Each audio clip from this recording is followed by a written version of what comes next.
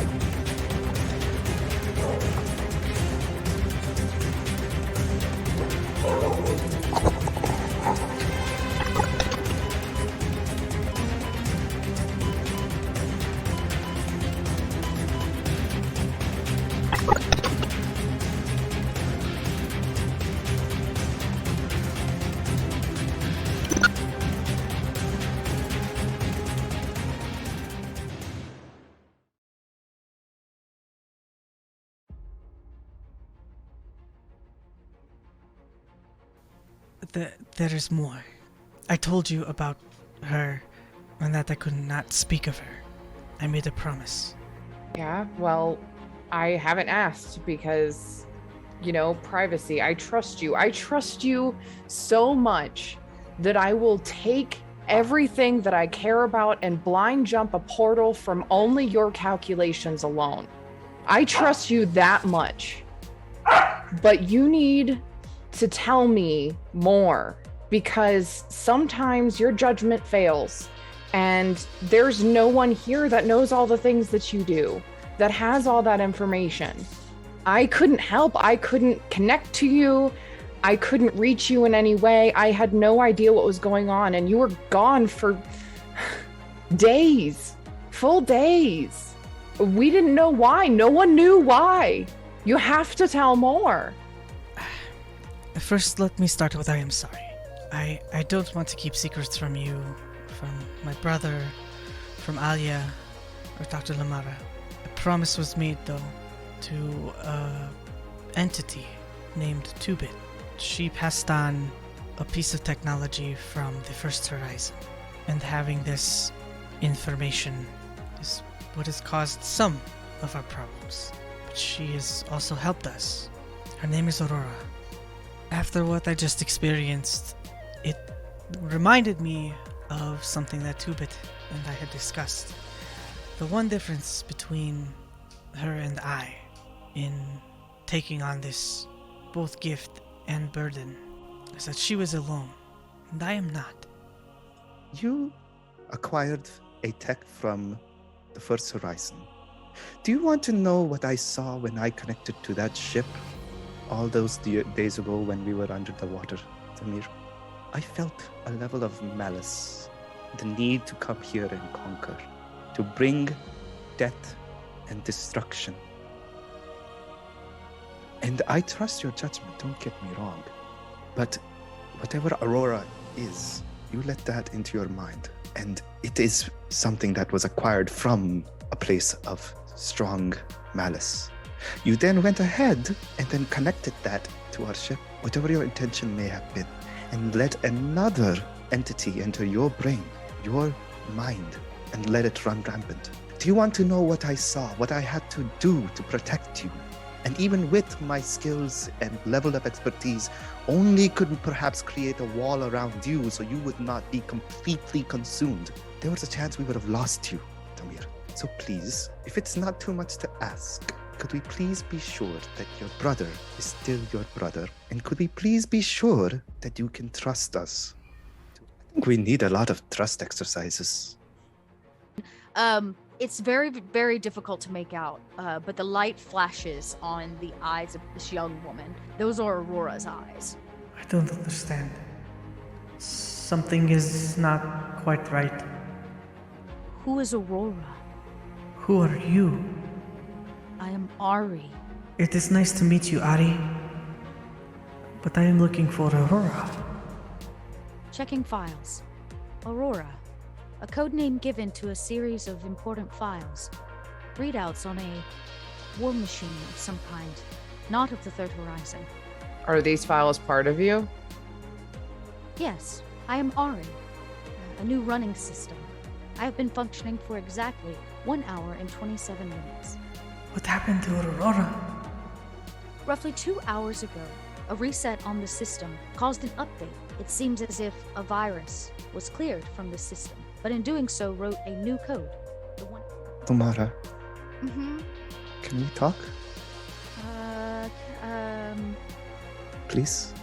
She says, we can talk. I just don't want to look at you. You know, there was a long time where I didn't really have anybody, and I didn't know really who to turn to. I never really had much of a family. My first real home and my first real family is you and this crew and this ship. And I would do anything to help you and protect you. And I want you to know that we're here for you. Do you have any scars? More than I can count. You know, scars are just where the tissue healed itself. But even though the wound's not there anymore, the scar always stays. Your first real memories with us and me and that horrible thing you pulled out of me. And no matter how hard you tried, it's like a scar. I can't get rid of it. And she turns around and reveals the orb. This is my scar.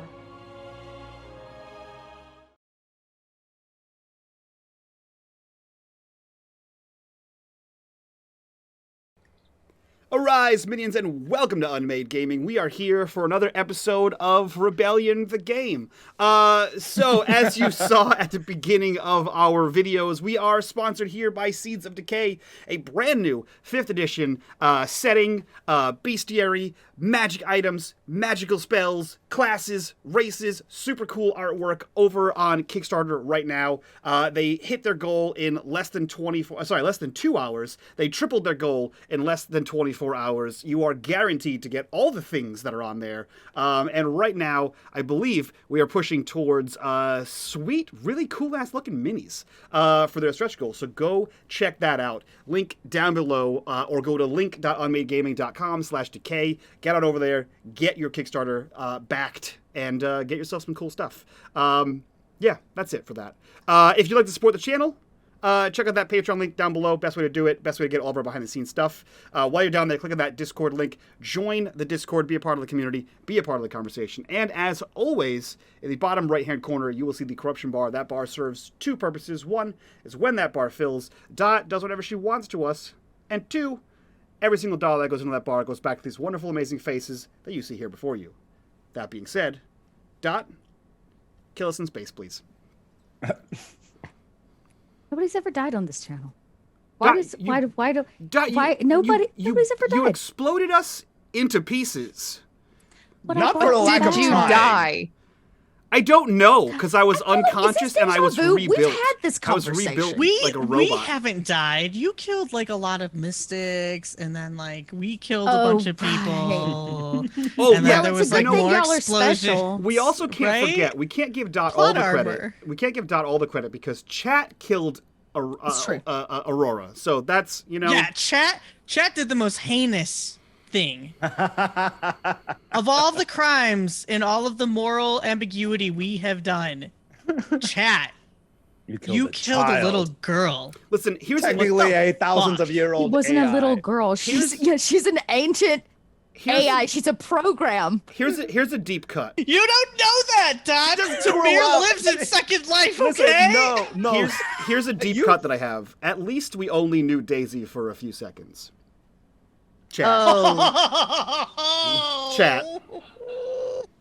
I feel, y'all, tell Mike that I'm turning this bus around. We're going home. This show is over. Mike, Listen, it was too soon. saying. Mike. Just saying. I don't know who Daisy is. It's okay. We'll fill you in later. Yeah, we'll get to it. Well, y'all, I'm not gonna. I am not gonna kill anybody.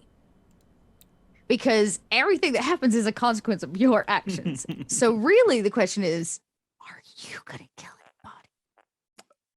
Well, apparently So a lot many of people soon. So many. So last week, it's true. Aurora is different, evolved, merged of two pieces of programming inside of Tamir's head to basically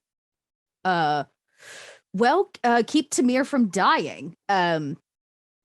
Because you ungrateful brat. There was too much. So we got to meet the new AI, Ari. And maybe we'll get to meet her again. That's all I can say regarding Ari. That being said, I can't spoil anything before we get into it. But there were some hot to trot feelings regarding actions that had been taken amongst the crew and what the next steps were going to be, especially with Malik, who has a raging passion. A raging passion for possibly wanting to start a different kind of war, a rebellion. I'm just saying. I don't think based he has on raging anything for it, Dot. I think he's questioning it for sure. There was a lot of questioning last week. No action has been taken, but these are the questions that are on the table. And of course, let us not forget the reveal to Alia that Lamara has been keeping the Jinn orb hidden on the vessel in a lockbox in the med lab, and that there is some kind of strange connection that she's sharing with it. There's not much more known than that, but we can thank chat for that as well, because that was a spend of a darkness point to bring the Jinn back into the story. Now, that being said, we played some cards last week. I think it was actually Tal's card, the Traveler card, that got played in the forest, and that means we are officially out of cards. So we're going to start today with a draw of new icon cards. Everybody draw from your deck, lay them on the table.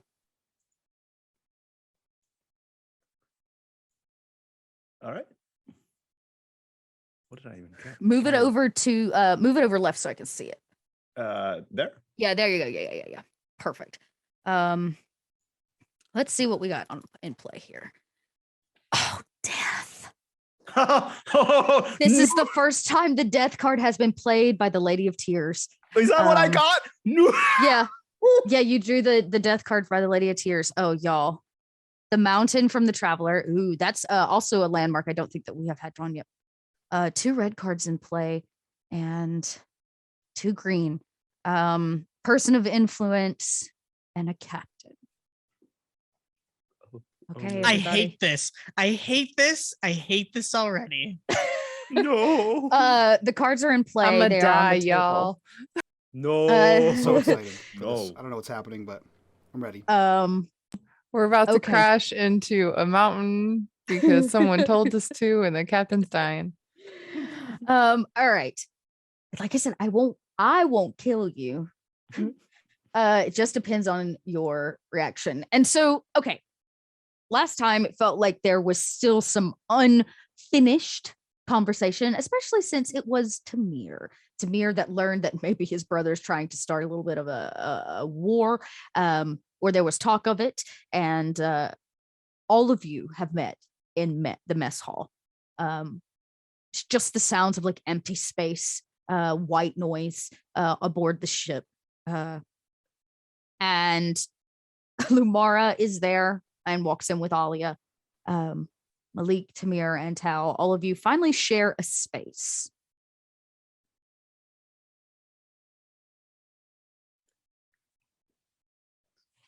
Do we? I mean, when Lamara and I walk in, how's the room like? Is it tense? Tal is sitting at one of the tables, feet on one chair, kind of leaning back a little bit in another chair with a dark drink in hand, kind of just staring at the table, looking a little grumpy, but more contemplative than anything. If we've already been in here, I feel like Tamir is already on Malik. Like, what do you mean you want to start a civil war? I don't want to start a civil war. You do. You have this already in your heart. You want more people to die. You just came from a whole place of war. How could you want to see more destruction like this? Can I answer the question, please? No! Okay. You're not...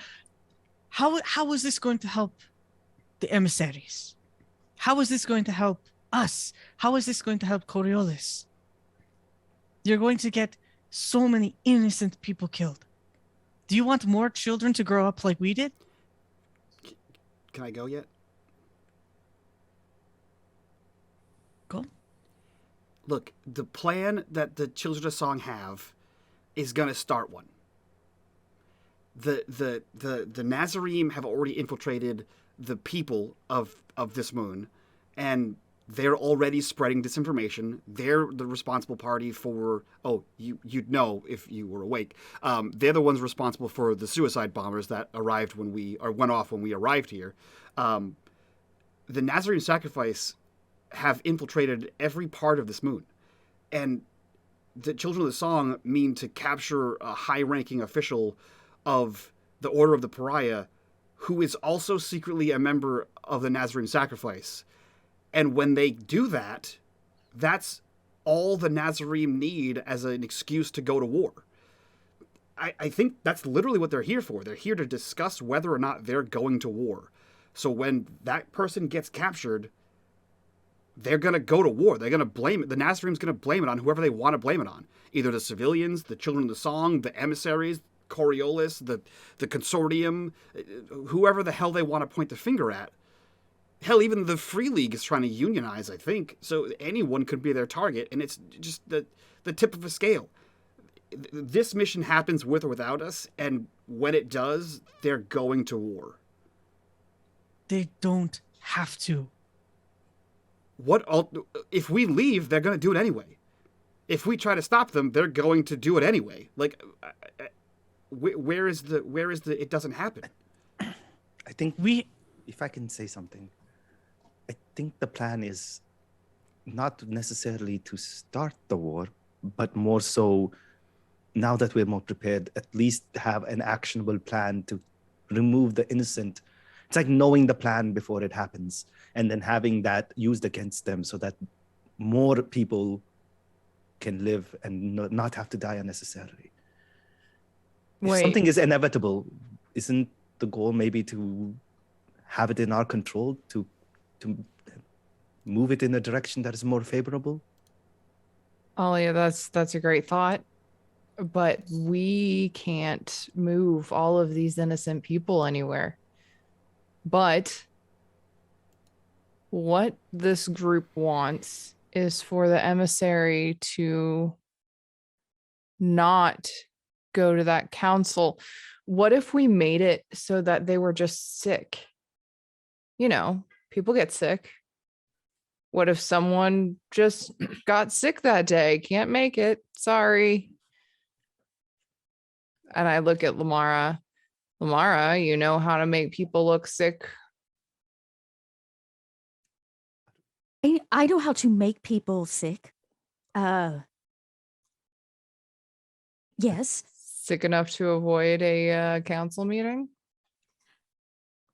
I imagine that I could probably make sure that they wouldn't want to be in a council meeting. That sounds like it's only going to push off the inevitable. All we're doing is extending the time. If they get better, unless you have some magical something that there's some magical flu that's going to make them sick forever. Don't answer that question. Okay. Okay. I don't understand. We have the emissaries. We don't. Why do we not? They won't come with us, and the Children of the Song won't let them go. I already tried. I tried. Yes, I asked. What do you think? I just jumped to let's start a war? No, I asked. I asked Cal. I asked Alia. I asked them. They said they were willing to lay down their lives to stop us from taking the emissary. We don't have to take the emissary. We need to talk to the emissary. The emissary needs to be the diplomat here. They're in hiding. Not us. They're terrified to come up on surface. And there's three of them. Do we know that? Yes, do we know that they're terrified? We met all three of them. Did they say a word to you? They spoke to... Did they not speak to us? No? They didn't say a word. Okay, well... They didn't say anything at all. I don't... We need to sit down with them. We need to earn their trust first before they'll do anything or go anywhere with us. Okay, look, and he slides his data pad over and boop, boop, boop, and puts it on the screen. This is day 1 of the visit. They're here for 3 days, meaning within this 3 days. Today, so far so good. Tomorrow and the next day, the Children of the Song are going to launch their attack. So we don't have a lot of time. We don't have a big window to talk to them. But it's a window that we need to take, because war should be the absolute last option. So then make it happen. Because you want to say that we have control over what actually happens. We don't. I mean, my first option was to take the emissaries and get the fuck out of here, but everyone boycotted that plan, and then everyone was on board for war. So I don't know what the hell's going on anymore. Alia. You too? I was under the impression that there was no, like I said, I've been through so many wars and so many battles. I'm willing to take, obviously, whatever chance that I can. If it means no war, obviously I want to take that chance. But at the time, from what we were told, it seemed, like I said, inevitable. And if that's the case, then the only option I could see was to do something that will protect as many as we can.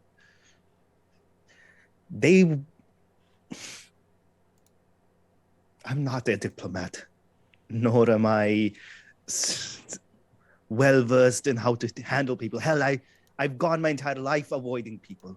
So if my options or my choices here is not accurate, then I understand. But I'm for whatever it takes to protect as many people as I can. Then we need to take the time and talk to the emissaries. They are the root cause of all of this. They need to be able to provide some answers now. Not just for us, but for the rest of the people of the Third Horizon. It is time that they say something. Not Malik, not myself, not you, Alia, not you, Tal. None of us are diplomats. These beings are different. People know they exist. Go ahead, steal the wrapper. Go on. Go on. Just Go ahead. I was so You know what? confused. Like I was nothing. so we confused. got a darkness, or we got a corruption bar. Oh, so God. I'm gonna spend it. This is the perfect moment. Just as Tamir says this, I'm gonna go ahead and play the person of influence card. There is a rap tap at the outside of the vessel. It kind of echoes through at the end of Tamir's sentence. Sally, show me the outside camera. The monitor, like nearby on the on the wall, bings open. There's a figure, thin and kind of tall, with a hooded kind of robe, excessive drapes, standing there. You cannot see their face. All right, I'm gonna go answer, but everybody be ready in case it's somebody nasty. And I will go one hand in my pocket with my brass knuckles laced into my fingers, just in case. Though anybody who's knocking on the door to my ship at least wants to start off nice, so we'll see. They could have chosen the comms and they didn't. Yes. So yeah, I will go see who is there. Okay. You go. Are you gonna actually open the exterior door? Yeah. Wait, I have something for this. Ooh. Ah, as the door slides open. I know. It slides open, and standing in front of you is this kind taller than you, robed figure. And as their head comes up and light begins to hit the bottom of their face under the shadow, you see that it is Sholey. Yeah. I knew it. I stand to the side and just wave her in. She smiles at you, looks over her shoulder and around to make sure she was not followed, and puts a very kind of warm hand on your shoulder as if it is good to see you. And she enters the vessel. It's good to see you too. And then I come over the comms. Sholey. What?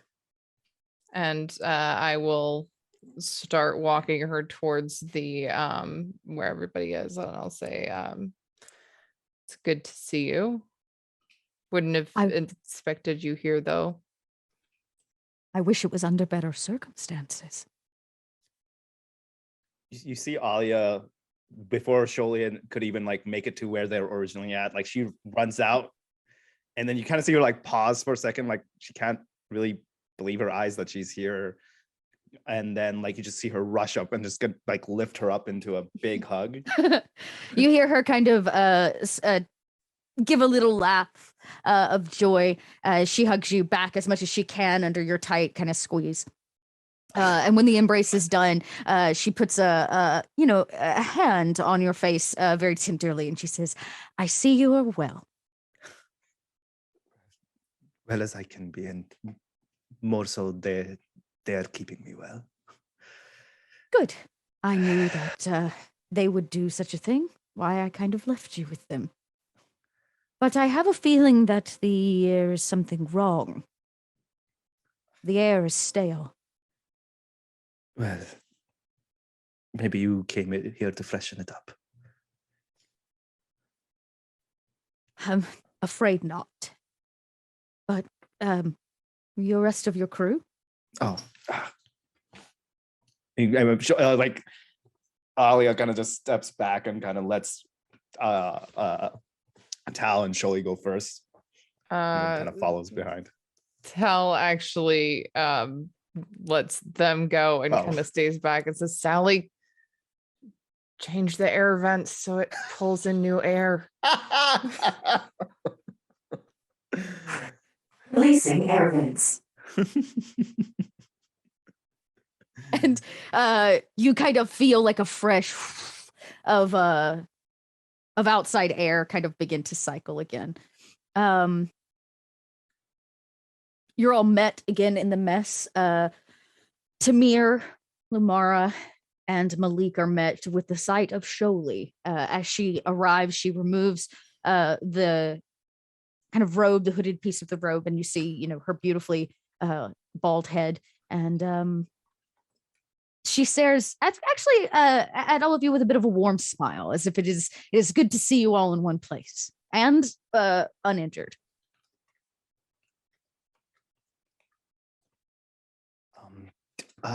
You see, like, Alia kind of was like, I'll make some I'll get something to drink and for everyone, and then kind of runs out and leaves the room with that for everybody.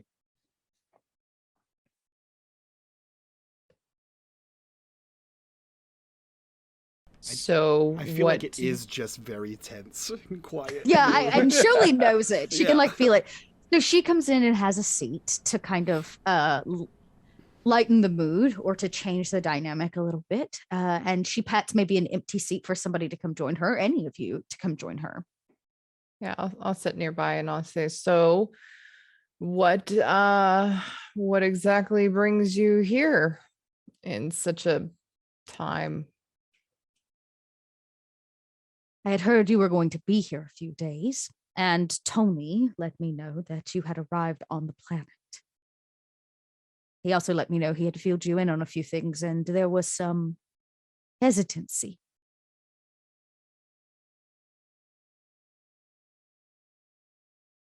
Well, we've been roped into a lot of quite dangerous things at this point. We're a little hesitant to take on more if you can't tell. Yes. I imagine you've been asked to do quite a lot of things. Yeah. What do you ask this time? I'm not here to ask you to do anything. Tony thought that maybe a familiar face would help in answering your questions. I cut my eyes to Malik and I say, yeah, well, some people don't like when answers are too vague. Understand. Malik, you've always been a bit of an older brother. I am an older brother. And I've only had like one conversation with you. She kind of cuts eyes to Alia and at Tao, like, Yeah. I read you the moment I saw you, like, this is what I do. But she doesn't say it, of course. And she says, I'm just saying. You have a bit of you have the aura of a protector, Malik. So I can imagine that you are a bit hesitant to work with a strange group of people you do not know. I think Okay. we're kind of dancing around the situation a little, but essentially I'm not sure if you've already found them or not, but this planet has 3 of the emissaries, the missing emissaries, along with a new batch of mystics. No longer. The What? emissaries have been moved, along with the mystics. We need Where- them. We've only been on the ship for like a couple hours. In fact, you've actually been here a few days. Has it? Jesus Christ. Okay. I thought we like just Yeah. left the tunnel. No, it's been a few days. You basically spent two days and 3 nights in the city because he told you you had to lay low, and then Tamir was down for about 4 days in the coma. So a few days have passed. You've actually been on this planet for a while. Gotcha. At least in comparison to how long you are usually groundbound. And she says, I would like to answer questions, or I can attempt to do better than Tony did. Well, what's our purpose here then? I mean, then we came all the way here. Well, we didn't, I guess, intentionally come here, but I guess the entire mission was to find these emissaries and also No, Alia. The mission was to keep the emissaries safe. right. And they are. I have possibly done a disservice in not revealing to you a very important fact about our cause. Which is I have been in the Third Horizon a long time, but this is not where I originate from. What? I work with part of a group from the Second Horizon that has been here for many decades, since the Portal Wars. Made up mostly of mystics. When we found out about the icons and the arrival of the First Horizon, we have been working to stop them, the Nazarene sacrifice. This is who we are, the Children of the Song. A group of agents from the Second Horizon sent to stop the First.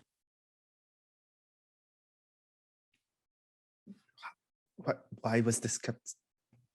You just see Alia like struggling to form words. Are all mystics from the Second Horizon?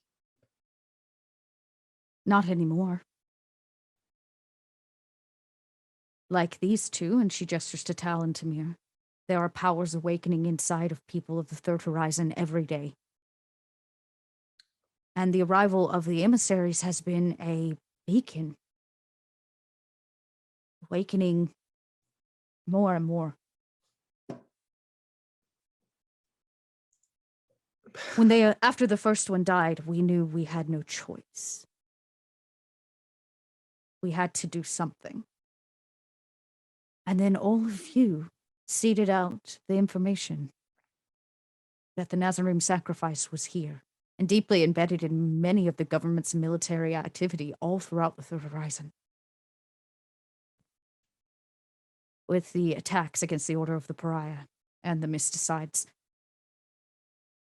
we had to do something, act sooner. So we have made it our mission to seed out the Nazarene and extract what information we can. The newest bit being, of course, that this Grand Master is in fact a Nazarene agent. As interesting and something that needs to be further discussed as this information is, how does this change anything here? We're all here in the Third Horizon. We're all trying to find. I guess my question is, what do we do now? What is the next step? I cannot tell you that. The fates brought you here. We did not plan on your arrival. It is rather serendipitous. Or maybe it is purposeful. Either way, I cannot tell you what your next step is. You haven't gotten this far because I've told you what to do. All I can do is tell you who we are and what our goals are.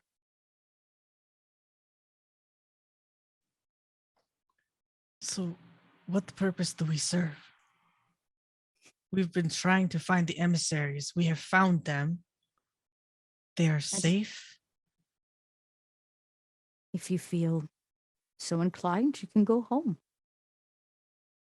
If you feel that your mission is complete. But what we do is not about a mission. It's so much more than that. Something is going to happen. Mystics all over the Third Horizon can feel it. I've seen it. A devastating action. And the Nazarene sacrifice will be at the forefront of making it happen. We don't know how or when or why. So the more undercover agents we can recover,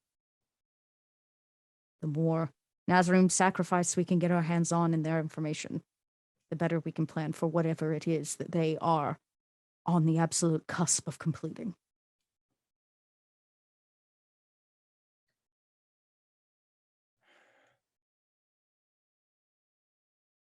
I mean, being here now, I mean, we were on the brink of perhaps starting a war, so I guess this is a nice way to have a stopgap. But Are they going to continue with this attack then? You've said that all the mystics and the emissaries are gone. They were planning on attacking. They were planning on starting a civil war. Would that mean that that's not happening? We have no plans on starting a civil war. Our plan was, in fact, to stop it from happening, which is why we were trying to get the Grand Master out of the meeting room. They are trying to start a war. You don't think that kidnapping or removing the Grand Master from the board isn't going to kick something off? Sure. But it would at least assure that the meeting is cut short, or maybe doesn't happen. That whatever they're seeding, or that agent is attempting to seed, cannot continue. Or it's the excuse they need to start the war. The Order of the Pariah is going to start a war no matter what we do. He just looks at Tamir. They have been torn apart by the Consortium. The people, the mystics, have faced mass genocide. And the Order of the Pariah has been blamed. They want some kind of retribution. And though I am no longer a part of their order, some would ask, could you blame them? The truth of the Nazarene sacrifice needs to come out. The problem is nobody believes it. Unless perhaps told by someone that is viewed as a hero.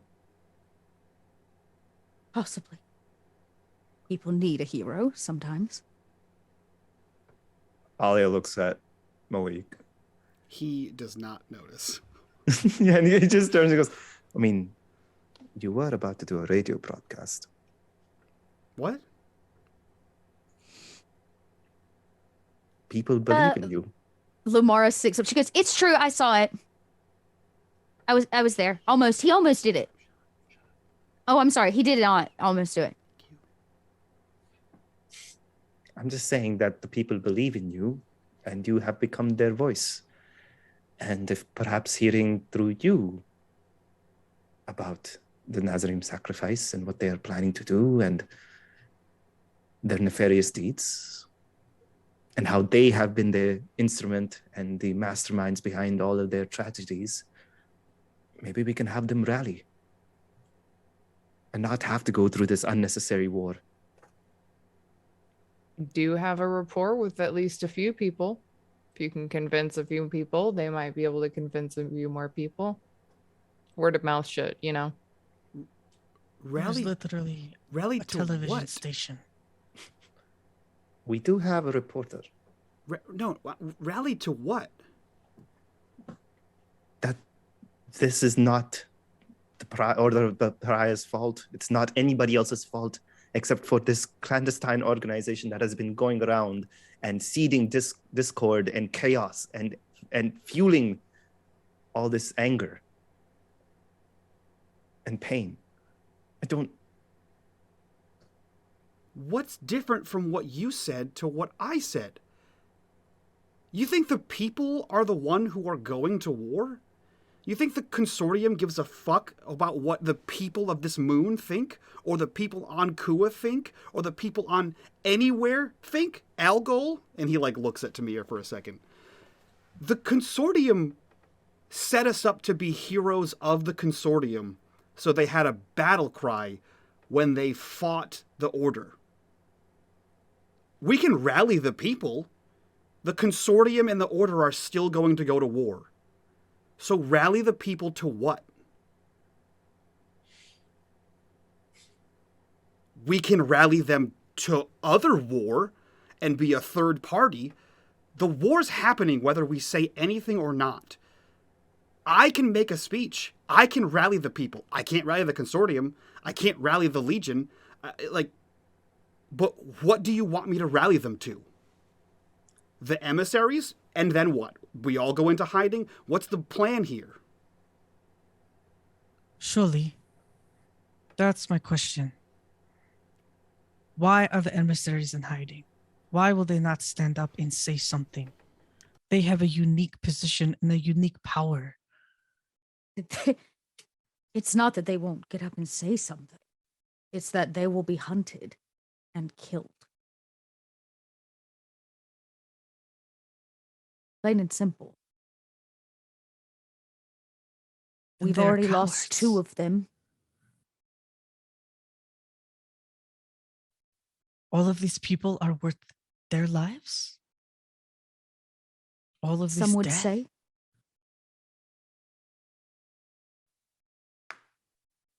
I believe for so. What? For what? What do For the whatever emissaries it- provide the third horizon, the second horizon?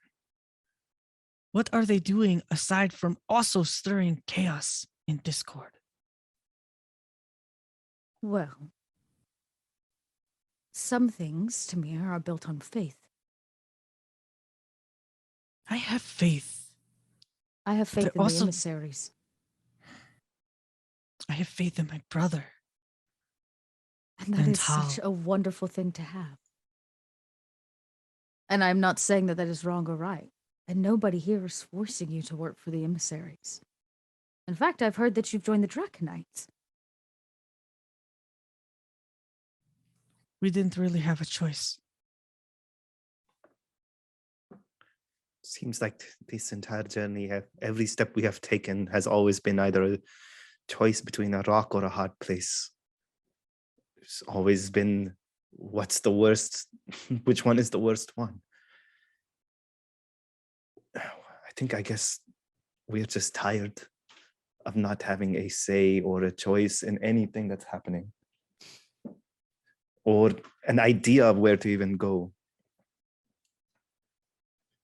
Feels like every step we have taken up till this point has been meaningless.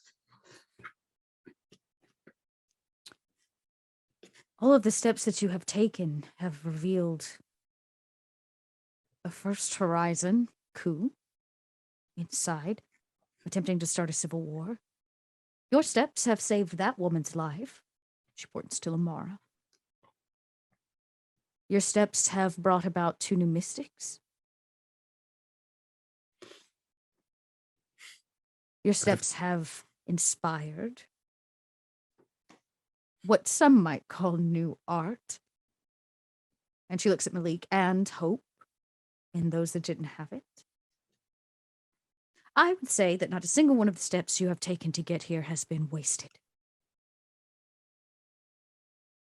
When you're climbing a hill, you cannot see where the road is leading you.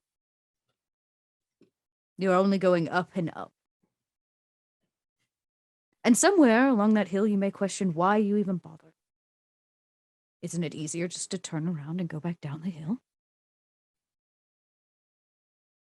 But once you make it to the top, and you see over the side, it can be a rather enlightening view. Until everything goes downhill. That's like a famous... Everything seems like it's Really? worked out for you. I have lived in hiding for the last 2 years. Well, really, for the last 20 years. I have watched my brothers and my sisters die, their bodies tossed in mass graves.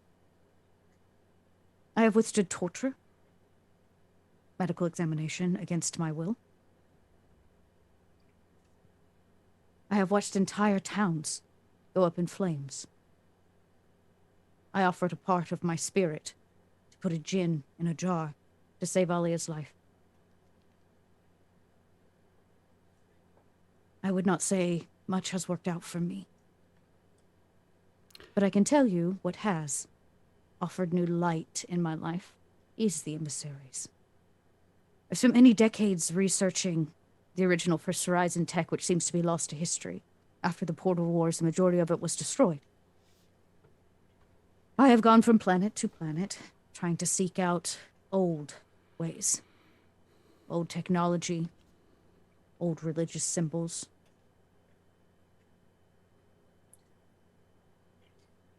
All of that has led me to a conclusion. an important one. Whoever was here before we originally arrived left behind what we call monoliths across the third horizon. You've seen it, been inside of one at Kua. We have turned this into an epicenter of commerce and business and governmental activity. But it is my belief it is actually a weapon. A piece of First Horizon technology that has been lost, or was at least being researched, potentially dating much older even than humans here inside the Third Horizon. I believe the Nazarene sacrifice knows how to use it, or has some technology that might be able to. I don't know exactly what they are waiting on. Maybe the cover of war.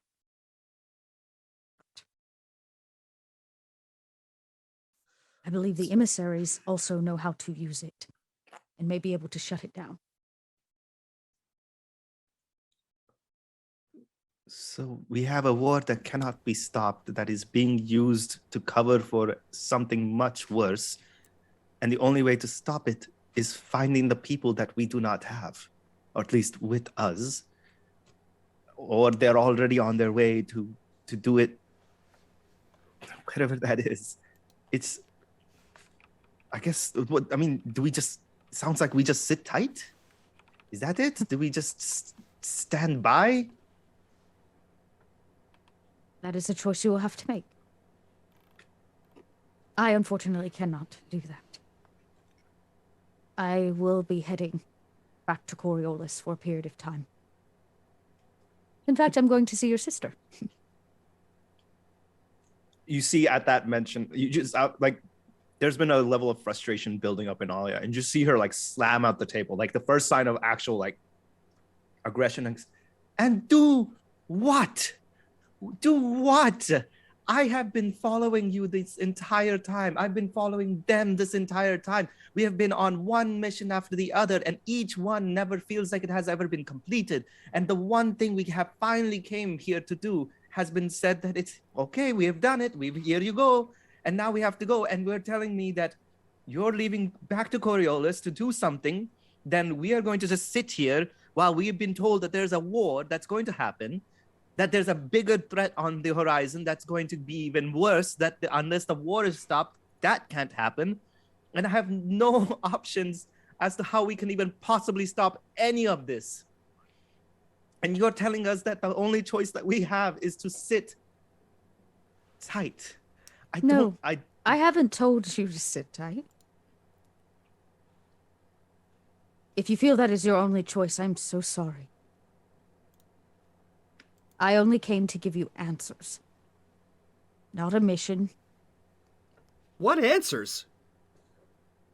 I thought I would enlighten you as to what it is actually going on. The only enlightenment you provided is that you're from the Second Horizon. And no offense, but like, if you people would just stop fucking around in the Third Horizon, we wouldn't be in this mess. We'd be in a different mess, but not this one. Our interest only lies in the emissaries and their safety. I personally Once we am can giving assure less that, and less of a shit about the emissaries. If they can stop whatever this monolith bomb is, then why the fuck aren't they? One of them went to Coriolis, demanded a seat on the council, ended up dead. The other one just died, apparently, you just told us. That's a new revelation. And 3 of them are hiding in a hole. You were there for his death. Oh, I assumed that was the same one. They all kind of blend in after a while. After you get used as a pawn so many times, you all just kind of look the same. The point is, if they know how to stop the monoliths, there's more than one of them, fucking figure it out. And stop using us as pawns. You know how many times we've been exploded? Yeah, you had a sad life, Sholey, but hey, Sally, cue sad music. We've all had a sad life. Doesn't give you the right to use everyone else around you as pawns. See, Tal, this is why I was so pissed when Tony had no information. Because he was holding back a shitload of information that they just didn't want us to know. It wasn't really Joey's to tell, which is why he called me to come down. I have never forced any of you to do anything against your will. No, you've manipulated us into every action. The things How? you said we succeeded at were all to your benefit, and we almost got blown up every fucking time. We had to blind jump several portals, run blockades. We literally exploded. This is a new ship. We didn't send you to Oswez. Okay. We didn't send you to any of those missions. Those were missions That's you took true. on your own. Sure, but if you had In told us fact, this the children of the beforehand- song have simply made their first contact with you here. My time with Alia was not about anything other than providing her a chance and an opportunity. I've never manipulated any of you, because trust me, Malik, if I did, you would know it. Sure. I felt it was important that I come clean and tell you what is really going on, so that when you choose your next move, you feel like you have more information. You don't have to work for the Order of the Pariah. You don't have to work for the Draconites. You didn't have to work for the Syndicate. You did not have to do anything you have done, but you've all chosen it. Why? Because you care. So you can look to your own feelings to blame. But you cannot blame me. And you cannot blame a group of people who are simply trying to do exactly what you're trying to do. No, And I trust blame me. the emissaries. If I could get back home, I would. There's no portal to the second horizon, Malik. Whose fault is that? The third horizons. Yeah. We closed them all from the portal wars. Yeah. I think, Malik, you made me not making a lot of sense in your anger. But I feel it. I understand. We're just... And she turns to Jolie. He goes, I guess we're just lost as to what to do. And it seems like any next step we take seems pointless. But I suppose, thank you for being less opaque. It was time. Now that you're all aware, or more aware, and you got to see the emissaries in person. Coriolis will be the battleground for the majority of whatever it is to come. The vision. The vision? We saw. I cannot remember. Was Tal there? We The saw two of you together. Coriolis. Yeah. We saw Okay. Coriolis destroyed. The machine warned us. The machine. The ancient icon. Yes. It is true then. Another one of the clockwork prisons has opened. Yeah, that was our fault. Wait, did we know that was what that was? I don't think we looked back to, did we see it? We felt. Y'all- I felt Oh, we that. felt it, yeah, we felt it, that's right. You know That when was- you rescued Sewell, some shit went down. You do not know Yep. that was the only person that saw the clockwork prison itself or the clock piece on the inside was Sewell. Yeah. But you know that y'all did some shit in Oticon that fucked some other shit. But we don't know what we didn't know that But you was- don't know exactly what it was. Yeah. But she did just reveal, you have all been made aware that some new icons have been rising. You know that the Nazarene is under an icon known as the Beast. The Beast has been brought up, and now you have the Machine. So it's possible that 2 clockwork prisons have cracked open or have released these icons here into the Third Horizon over the last little bit. How many more icons are imprisoned? And what would happen if they are all released? I do not know. That is ancient lore far beyond Even my understanding, there are no records for this, no knowledge. We have hunted down a few of them, the clockwork prisons, and tried to figure out what they were. But it wasn't until recently that we entirely understood.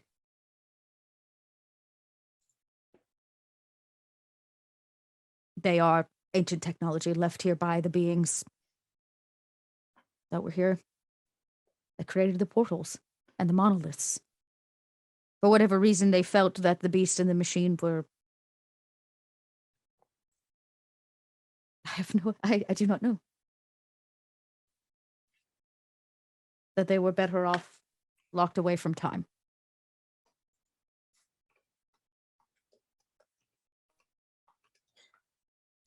Well, I guess unless we can do something here, the only thing I can see is maybe going back to Coriolis. Is there anything we can do here?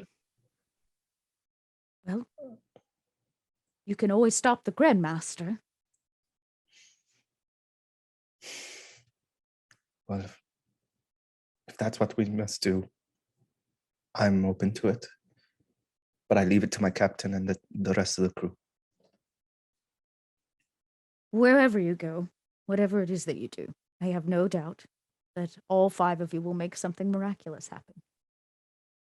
You have succeeded at almost everything you have attempted. And those things that you have not attempted, the fates seem to be on your side. You all have good hearts. You'll make the right choice.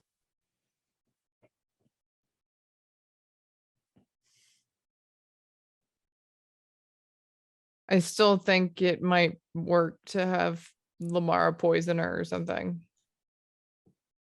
Lamara smiles really big. Speaking of, I there's a look that Alia gives Lamara, and kind of like looks at her and then looks at Sholi, and then looks at her again, clearly saying, "Talk to her." Make a manipulation check to see if Sholi understand. Like if you do a really good job of I'll give you a +1 because I imagine that you have communicated this way many a time. Okay, so go into the character sheet and then manipulation, which is a 0. Crap, I forgot to. Oh, but so that was still an empathy. It's still a success. Okay, but she looks at you. I didn't add the. Oh, then roll the extra d6 and let's see if you get another 6. It's like /r slash or r /r d6 1d6. Hey! Oh, hey, another 6. Okay. Hey! It's still a limited success, but okay. It's 2 instead of 1. So originally you see her kind of furrow her brow and then her eyebrows raise, knowing some of the history behind Lamara. And she kind of squints and looks at you and will communicate via her eyes back to you. Like, how can I help? I feel like they've kind of also learned some sort of internal like sign, especially with any moment where like, you know, they had to go into hiding and they had to be quiet.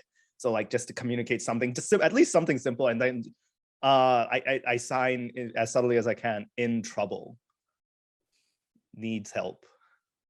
She, you see her inhale and kind of take that in, and her eyes cut to the floor as she thinks through it. And she stands and she puts her hood on, not letting anybody else know. I will also take a manipulation or an observation check if you all want to pick up on what her and Alia are putting down, if that is of interest to you.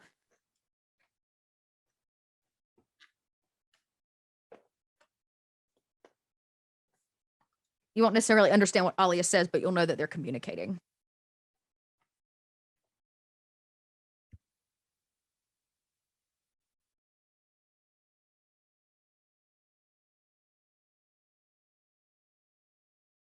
All right. It looks like Tao maybe is the only one that wants to make the roll. So Tao, you don't pick up on it. Alia makes like a strange hand thing, but maybe it's just like a twitch or she's like flinging hot tea off of her fingertips or something. You're not entirely sure. But Sholi stands, puts up her hood, and comes over to Alia first and puts her arms around her. And as she does, she whispers into your ear. There is nothing I can do here. I need a place of worship. I can help her on Coriolis. Seek out Tal's sister. And she plants a light kiss on your cheek. It has been so good to see you. She puts a hand on Malik's shoulder and she says, I'm sorry for any harm you feel that I have caused, and any harm that I have caused.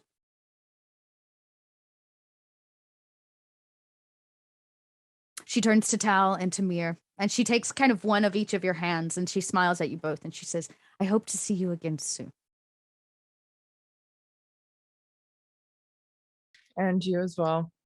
You're always welcome here. No matter how Malik feels about it, this is still my ship. But it is his home. Call him And out. I hate to intrude. And she smiles at the both of you and kind of almost like she's trying to peer through the both of you. And she says, oh, remember, you're stronger together.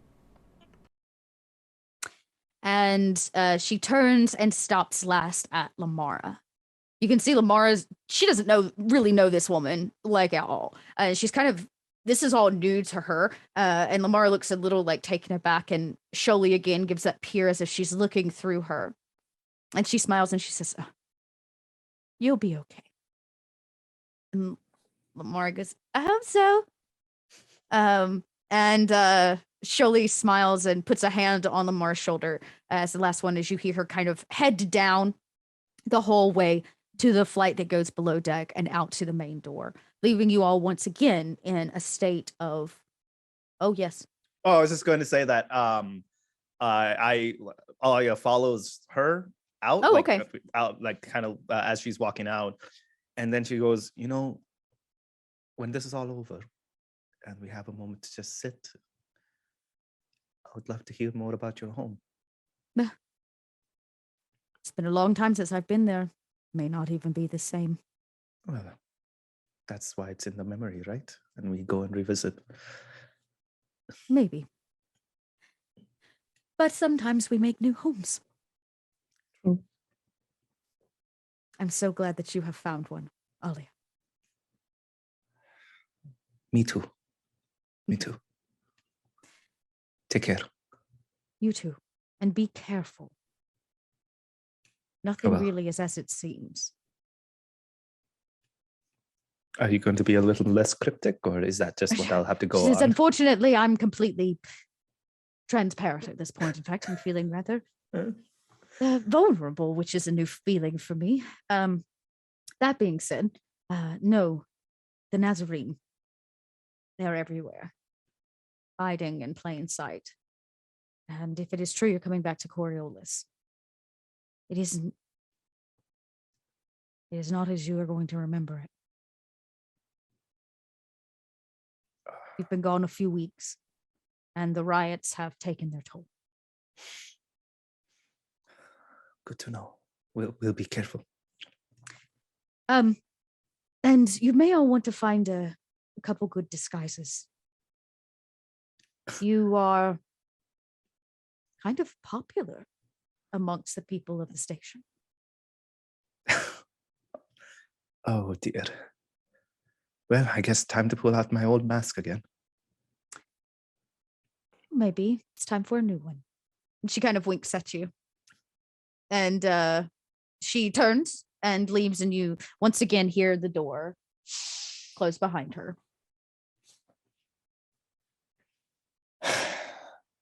Before we leave, remind me to get hair dye.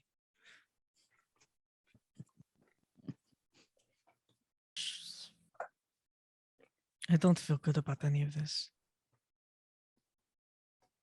I don't think there's anything that can be felt good about, but I guess when has it ever really?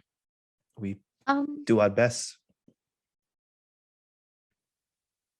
I mean, we could kind of just say fuck the emissaries and do our own thing. They're safe, right? They're safe. Our mission is complete.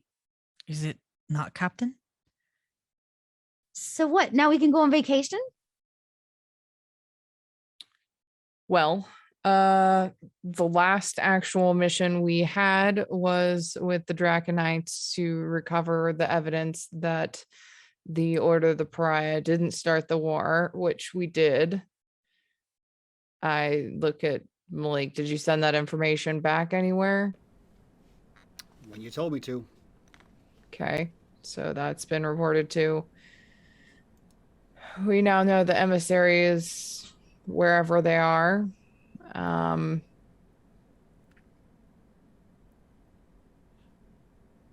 best way we can help there is to just keep people away from them. So misdirection if possible, I guess. I don't know.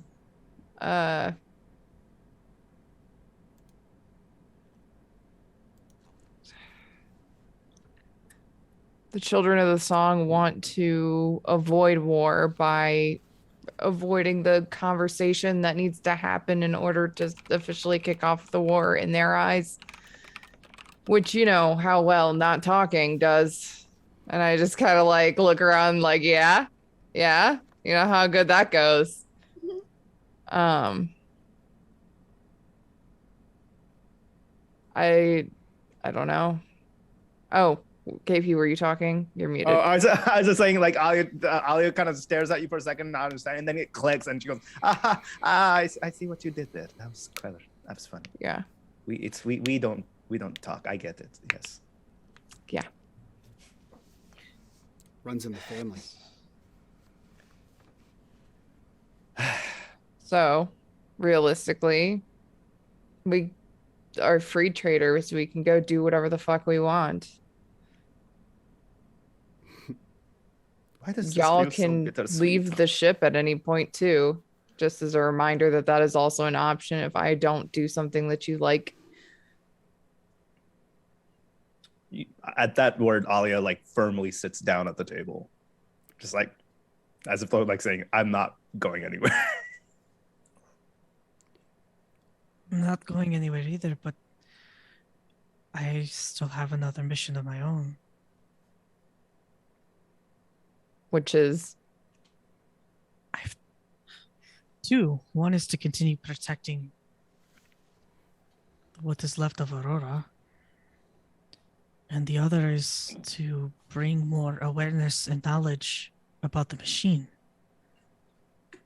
The machine. So I made the promise. You're going to go and become a missionary? It is what I promised, yes. I can't remember why. I can't remember why. It was a life or death thing, I think. What was happening? I can't remember. Well, you went into a trance and you saw the machine. She rose out of the stars and spoke to you. Right. You chose to follow her technically over the ship hand. Over the deck even hand, though correct. Over the deck hand, because I just don't have a deck for her. Right, which is I don't have a deck for her. Maybe I'll just have to make one up, but yeah, so he only would have done that if it was like in exchange for something, right? Whether it was knowledge and information. Maybe, yeah. And really the balance that you're living right now with all this technology in your head is it's kind of gifted to you in a warlock style fashion from the machine. Yeah. Oh, yes. So yes. That I figured when all of this was done, we found the emissaries, we would be done. But we found the emissaries and it just doesn't seem, I don't want to say that we are slaves, but it just feels like we are another cog. And we cannot escape this. It's over and over and over and over again. There is somebody who wants something because somebody else has it and they don't. And people get hurt and they die. Also, I don't know if you guys are listening to any of the broadcasts, but being a free trader doesn't mean much of anything right now. they're locking down ports left and right. Yeah.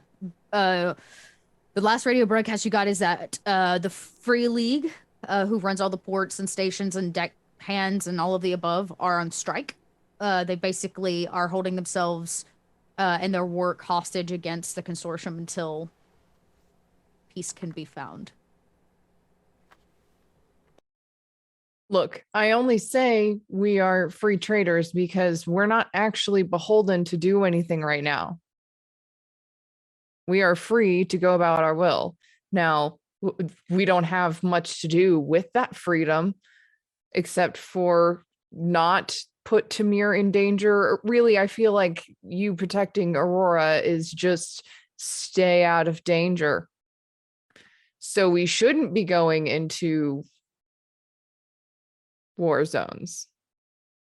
What do we actually know about Aurora? Is that Lumara asking? Yeah. Oh.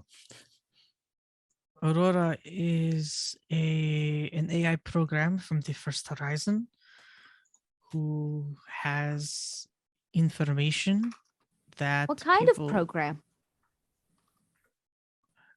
believe Aurora was a war machine. She was weapons technology? Mm-hmm. So question, portals.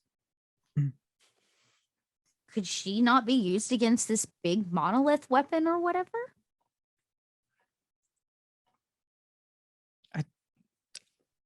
I don't know. I would not feel comfortable even asking her to do such a thing. Why? That's what she was probably built for. She's also got a beefed up security system. Lamar, you're on to something. I like the way you think. Yeah. Sholey said what she was looking for, and what they couldn't figure out is how to make it all work. But Tamir, you're carrying like really important information. Information that should not even be told to anybody else. Information that has cost people their lives. Yes, and you can save more lives by shutting down these war machines that they're trying to activate. You can disable them, Tamir. I don't want to push any buttons, but where did you get such a piece of technology? Her name is Tubit. She was got in it the from a cellars. No. She is more like a living artifact. Okay. I was just going to say, I feel like we had a conversation and I'm blanking about this, but does Alia know 2-bit? Or was it like, not at all, right? Okay. Nope, I had you make a roll to see if you could piece something together and you didn't make it. That's right. Okay.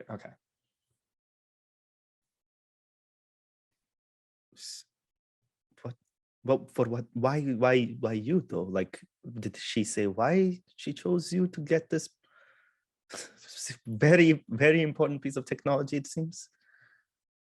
Yes. I am an artificer. I hear the sound of artifacts call to me all the time. I found her. You know, technically, if the monolith is not a building, it's a weapon, and it's ancient, it's kind of an artifact. I don't recall the monolith ever. I do not recall the monolith on Kua ever radiating.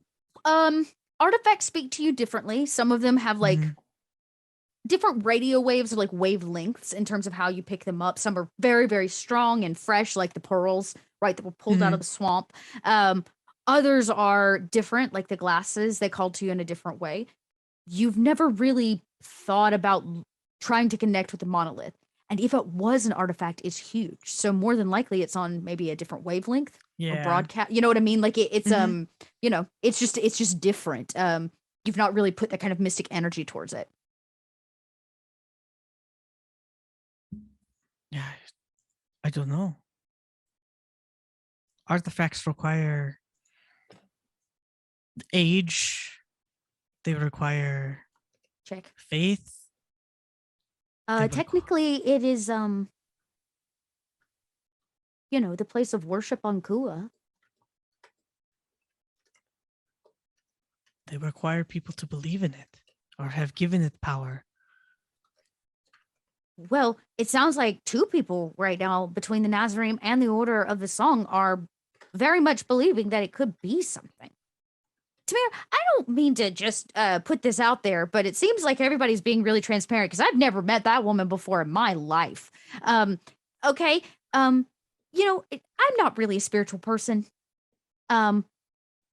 At all, really, but this Sholey person said that, we always seem to be in the right place at the right time. What if we have the right thing at the right time? What if there doesn't have to be war if we're get rid of the big weapon? That could work.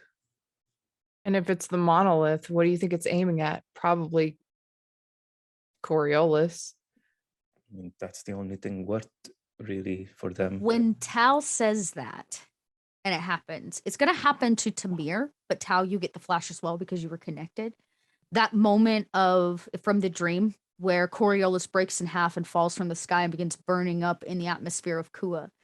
Maybe it's because it was all so much to begin with, but you see it in a flash. A giant beam cuts it in half. And it all flashes through. It's like that remembrance of what happens when you say it's pointed right at Coriolis.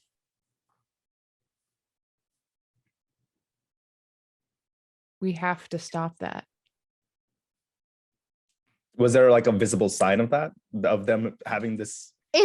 For probably all of you, it was like they might have both just like gone quiet, but it was 2 seconds, Okay. right? I feel like Tamir just kind of looks to Tal to see if she felt that. Yeah, Tal looks very concerned when she says, we have to stop that.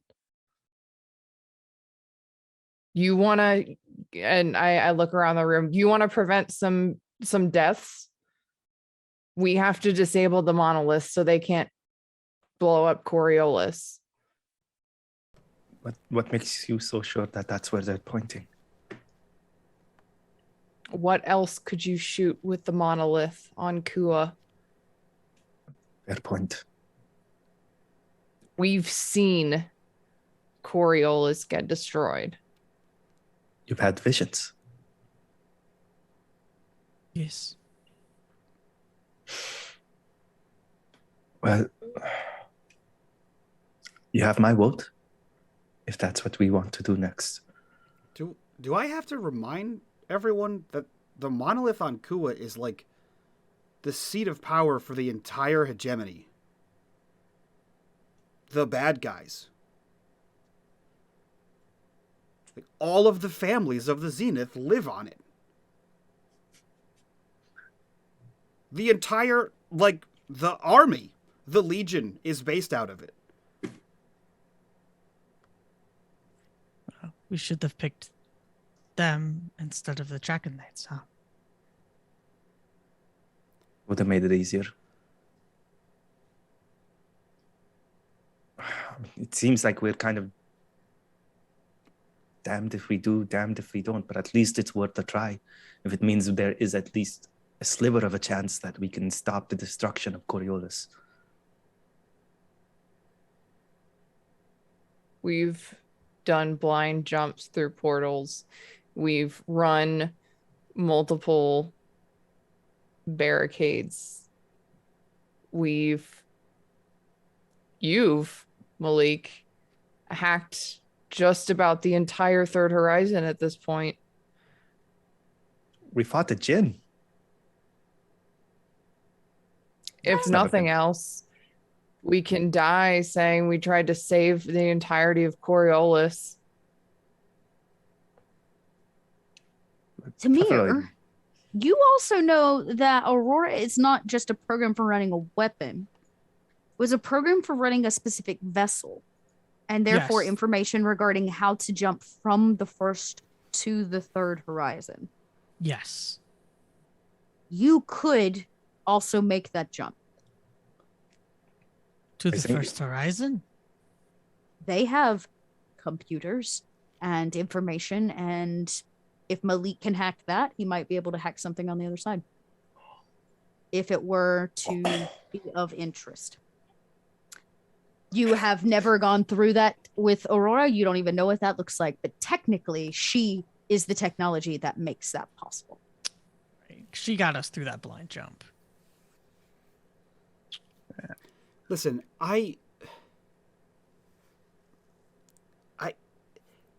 the question is always, and then what?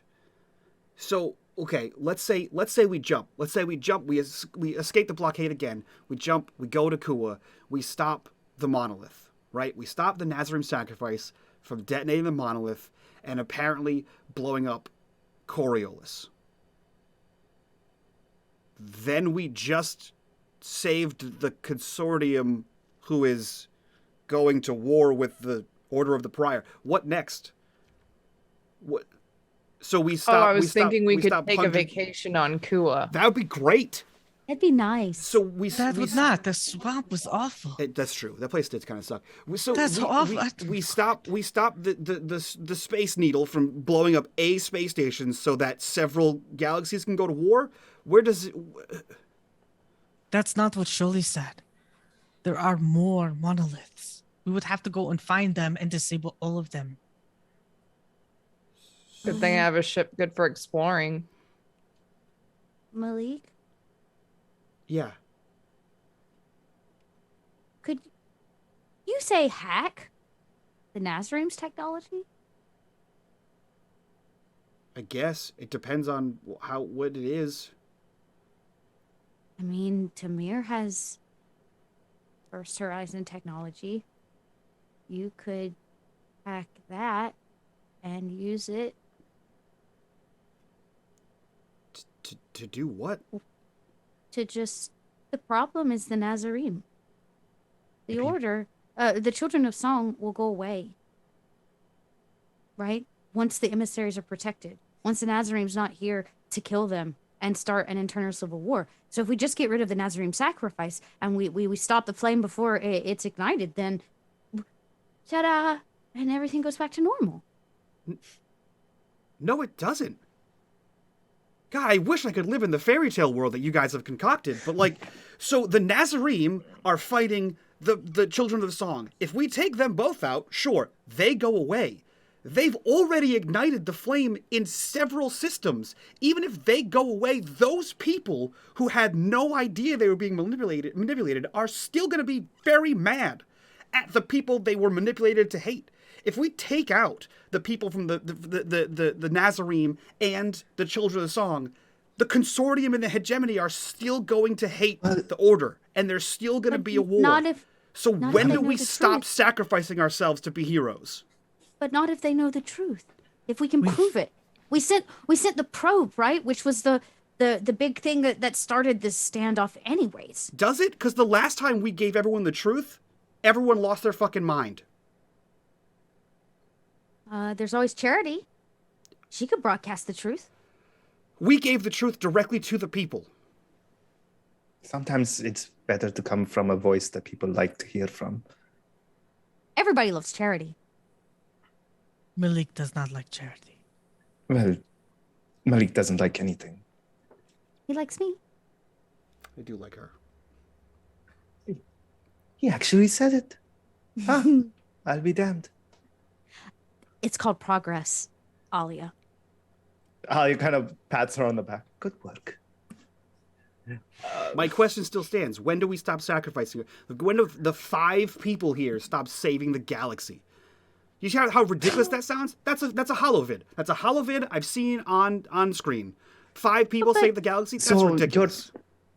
Charity made a movie based on that. God damn it. Malik, we have to. What else what are you gonna go back to your closet where you just sit and hack at Space Best Buy all day? Like that's going to be a rewarding life for you? Better than we dying. have knowledge. But no. Sitting back will not help anything. Because it will result in the same thing, if not worse, because that would just mean that billions upon billions would have died. But at least those could have been prevented had we tried. And it seems like what we have done up till this point, every step of the way, we thought was impossible anyways. And yet we've managed it. Every step that we've taken was something that any other person would have looked at and said, that's ridiculous. There's no way that was done. That is impossible. I didn't say it wasn't possible. I just said, when do we stop? Well, When we feel like we it. didn't do it alone. We have a lot of friends. There's that guy, not Joey, Tony. No, other way around. Joey. Joey was the one on the docks. Joey. And there's well, there's Ollie's sister, the scary one. And we're in with the Draconites, who have people all over the galaxy. And who was the very strange man who collected that stuff? What I'm saying is we know a lot of people. What if it's not just us fighting? If we can tell everybody what's going on, or the people that matter. There is a lot of people that will believe us. We have Sul, we have Tal's sister. Her name's Jalissa. Everybody forgets her name. Her name's Jalissa. Jalissa. I know her name. I know. I can't remember your sister's name. I don't even know which one she is anymore. I don't even know which one she is anymore. I don't think I've ever met Tal's sister. So that's a good reason to go back to Coriolis. But Lamara, you brought up a really good point. We have access to people who gather information with the Draconites. We have the ability to find as many of the monoliths as we can. I mean, that is an information network. I'm just saying. I told Malik, and I believe it because, well, I've seen and done some strange things. Anytime you think there are only two options, that's not true. We can do anything we want. Maybe Malik's broadcast is a good option. Maybe it'll get more people on our side. Or maybe we seed information through the Draconites. Or maybe we try to take down the Nazarene sacrifice via their technology. I feel like the options are not as simple as we go to war. We are not going to war. I'm so glad. Oh, I'm so glad.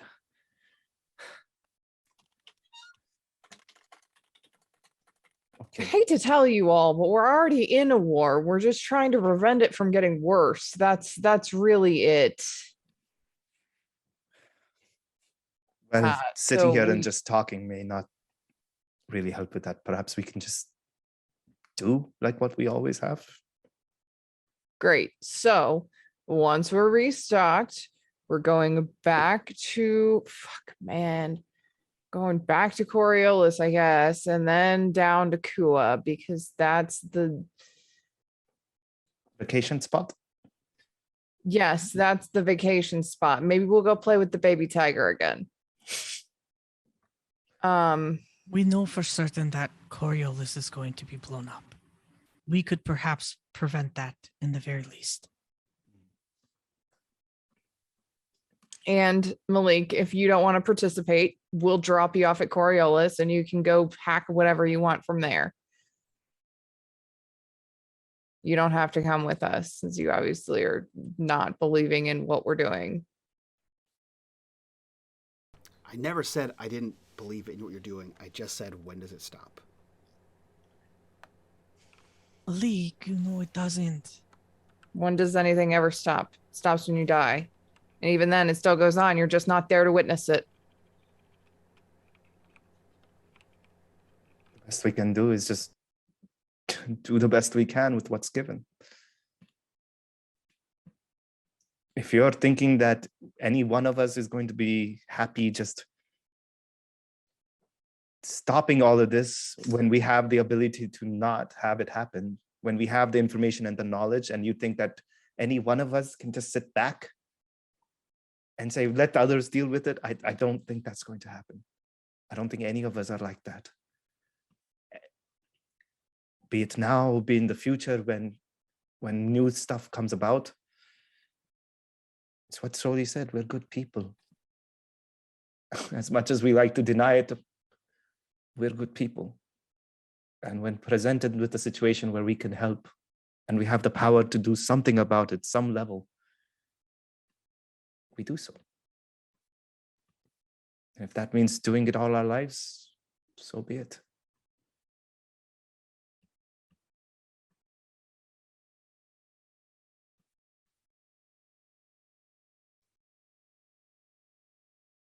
So what say you?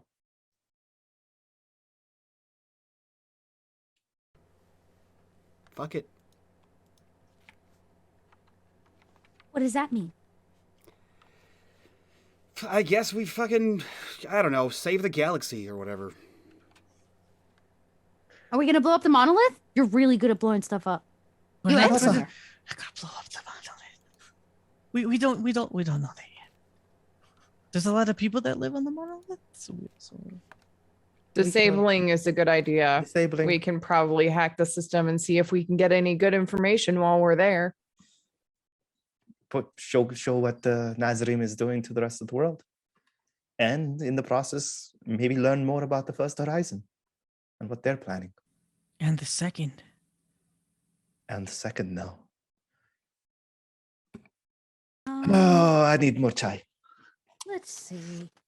I'm going to spend some darkness points because I have. Dot, you've already fucked this up enough. There's only 15 minutes left. Perfect. That's all the time I need. As Alia makes this beautiful kind of speech, if you would, to the crew about your future and all the many options that you have. And more importantly, the reason why you do it. There is the sound of Sally coming over the intercom. Asked by Tal, of course, to let you know if anybody gets close to the vessel this time around. Hang on. I'm getting things. Oh, you can keep going. I can epilogue this. Do you want to do it tonight? Yeah. We can do it. Are you after. going to broadcast from? You're going to broadcast from the ship? We can do it after your thing. How about this? Oh God. Malik, do you disappear to go make the broadcast? Yeah, sure. Okay. In the silence, Malik leaves. And it is Sally that comes over the intercom for the rest of you. Captain Tal. There is a proximity alert. Someone has left something at the door of the vessel. Can you tell what it is? Scanning. Small item. It seems to be some kind of information card or chip. Potentially a hologram. Okay. Information is fine. I'll go grab it. And You want me to go get it in my suit just in case?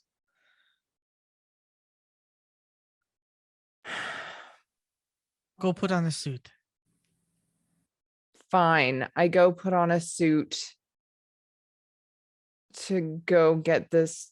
You suit up and open the door. Same. You can hear the city as a bustle right now because this is the first day of arrival. And they're starting meetings today. So, and that process. So the city is kind of a bustle. You can hear the sounds from a distance out in the shipyard, which is relatively empty because they used a private docking hold for these people, all these important people coming in at the other side of the city. And you see it, Tal. You pick it up in your like thickly gloved hands. It does seem like some kind of hollow disk, a basic means of information. You use the suit to kind of scan it. There's no poison on it, right? There's no, it doesn't seem dangerous. It's not a bomb. It doesn't go off. Nothing ticks. It seems just like a data disk.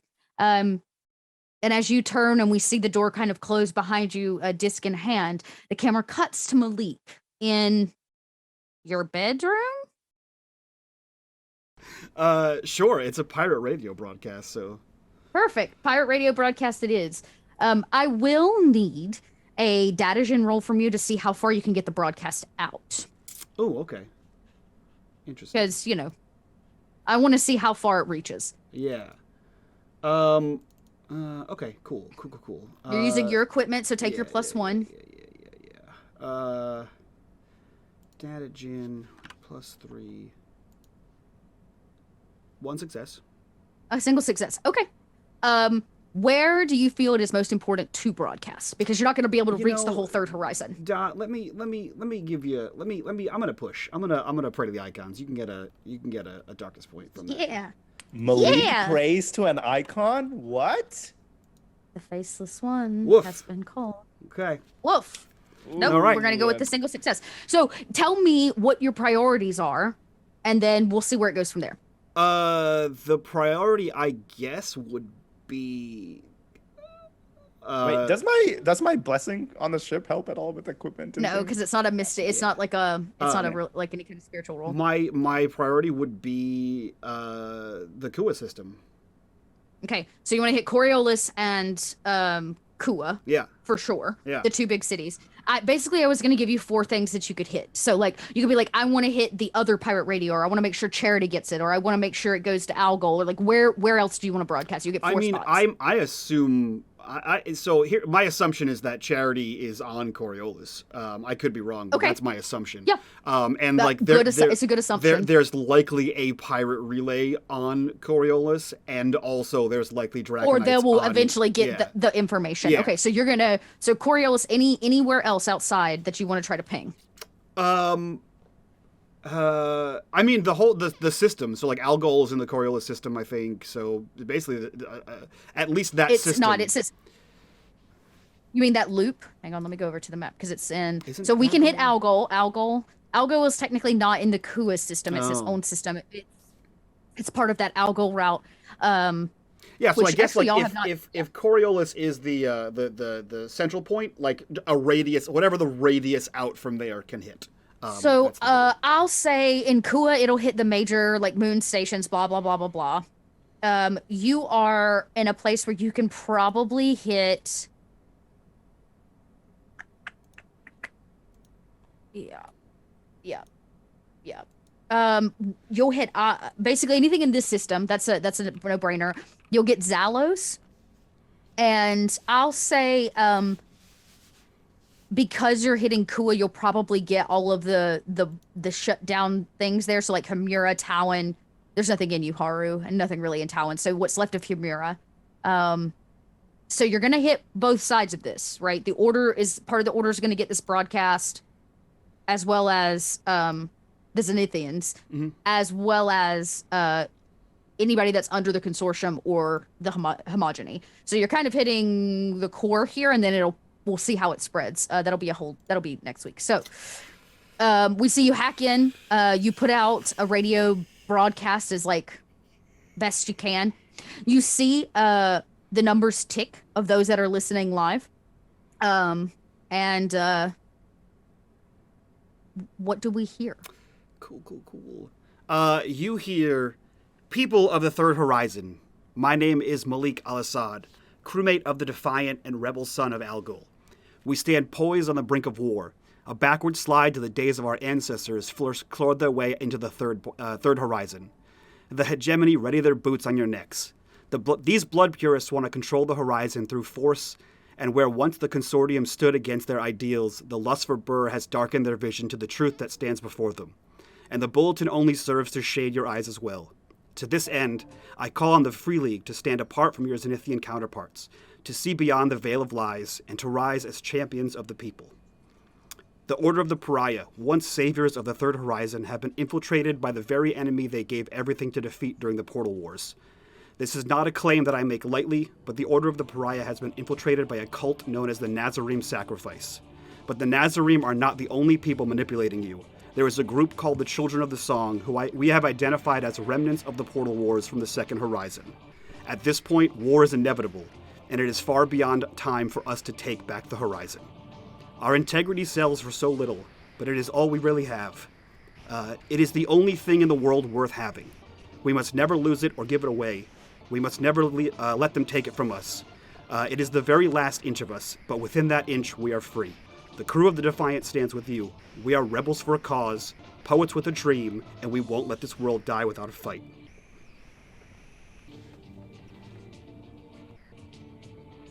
And so it is. The broadcast goes out. It reaches those that hear it live, and the word begins to spread that the son of Algol once again has broadcasted. I'm playing the music. Yeah.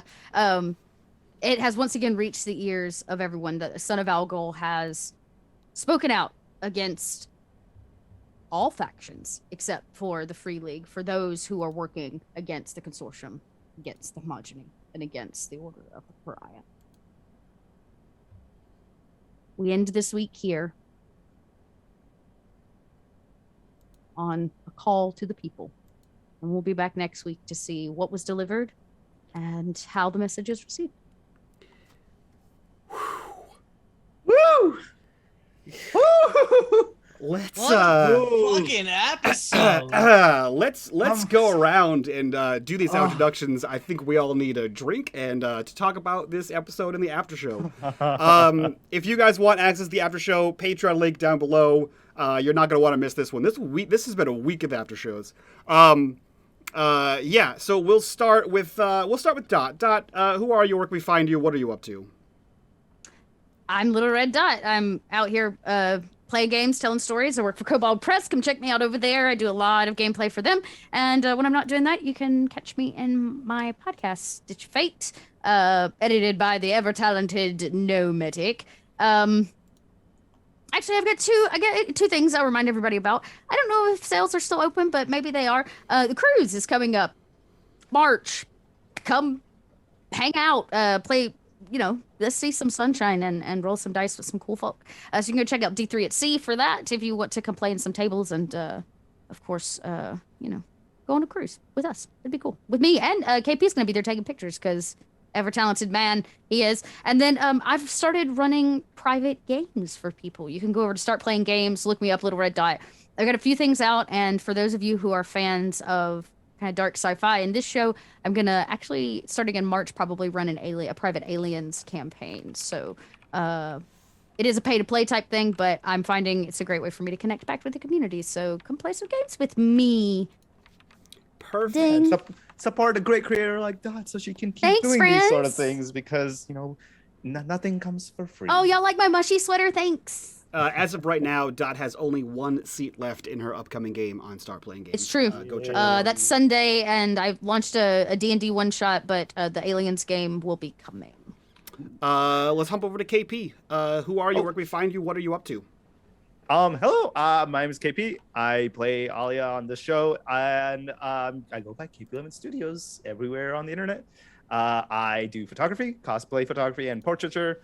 I get to play games with amazing folks like these folks here. I have a game on Tuesdays, same channel, mostly the same group of people here, except that on a Tales from the Loop game that is just as wild as this one that I absolutely adore.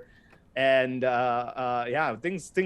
ridiculous things have happened, and I don't know how we survived any of it, but here we are still alive. So, but yes, so do check that out there. I'm on here, and just yesterday, literally just yesterday, our very first episode of running Fey Wild, which is a brand new D&D show on Nat One Fun's channel.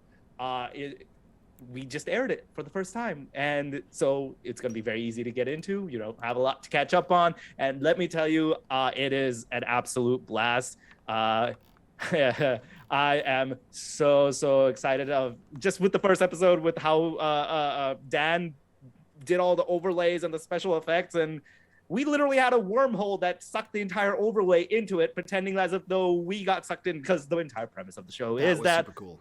That was super cool, where we're all basically regular people playing D&D. We have one character that's playing regular D&D, and then that character gets sucked into the D&D world, and now is their character. So we're kind of, it's two layers right there, two layers of characters.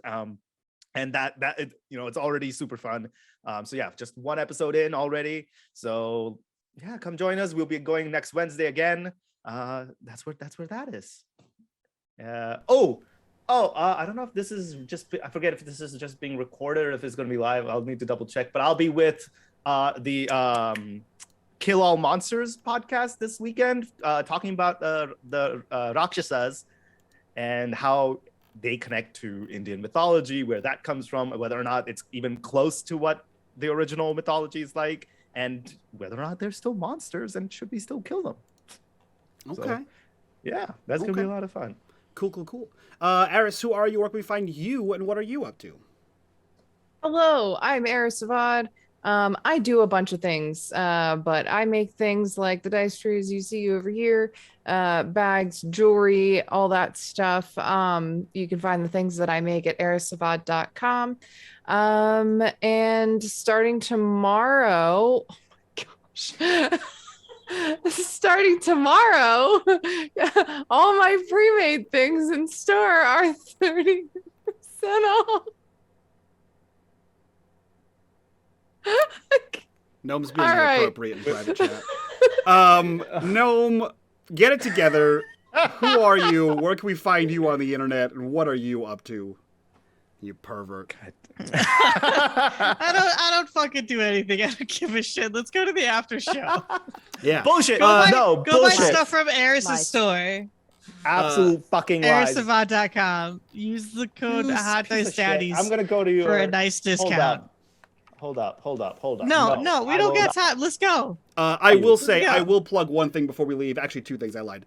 Go to @PodOops over on Twitter. Follow them. Do that whole thing.